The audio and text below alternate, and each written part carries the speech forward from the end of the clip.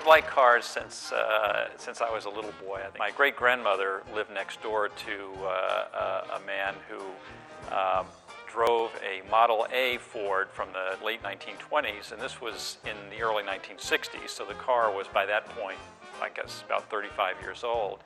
And I thought it was the coolest car I'd ever seen. I've always liked old cars, and I think something about the special nature of their styles and how different they are from each other. You know, each era had very distinctive characteristics. When you're looking for an old car, there are different ways to find them.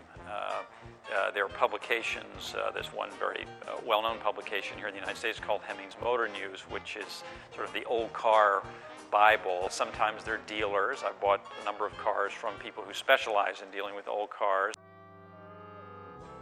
Another great thing about old cars is that they force you to slow down. I mean, literally and figuratively. Old cars are not as fast as new cars in most cases, and when you're in an old car, especially the very older ones, when you can only go maybe 30 or 35 miles an hour if you're going downhill with the wind behind you, you slow down. You see things that you didn't see before, and you begin to experience life a little bit like what it must have been like, 20 or 40 or 70 years ago or longer, at a different pace. And that's one of the things that I really enjoy about the experience of an old car. Right now I've got 6 old cars. They range in age from 1914 is the oldest car that I have, and the newest old car that I have, we'll call it that, is from 1963. And each car has kind of a special meaning to me for a number of reasons. The oldest car, the 1914 car, is a wooden-bodied car. It is a 1914 Model T, and it's a car that is a very fun car when you have a bunch of people around. You can stick them in the back and drive off to the picnic or a lake or something like that at a very slow speed, I might add. But it's a fun car. It's almost like a toy, really, and children especially react very favorably to it. The next car in chronological order is a 1927 Model T, which was the last year that the Model T was made. Model T was made from 1908 to 1927, so for an extraordinarily long period of time. And the particular body style that I have is what's called a doctor's coupe. The notion, I suppose, was that there's a car that was suitable for a doctor to make his rounds in. Those were the days when doctors actually made house calls.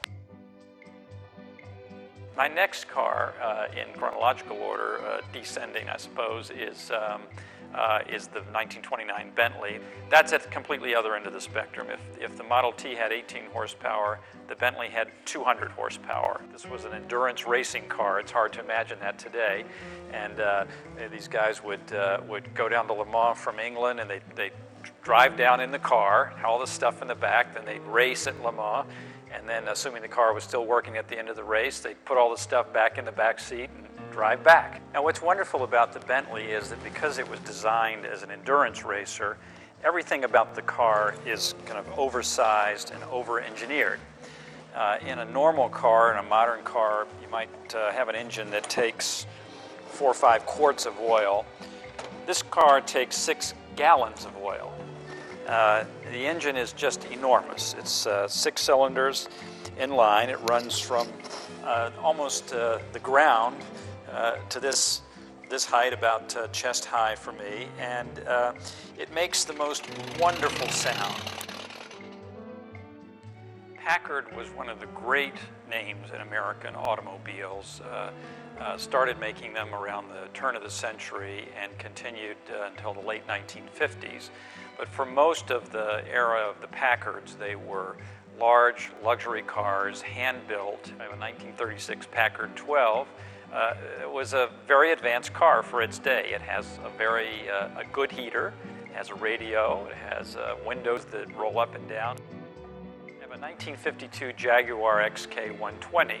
Now, the XK120 was the first car made by Jaguar after World War II, and it was a tremendous hit. One subject that always comes up when you have old cars is money, price. How much does it cost? And it's funny, I don't usually tell people how much cars cost because it's really not about how much they cost. It's about the pleasure and the satisfaction that you get from them.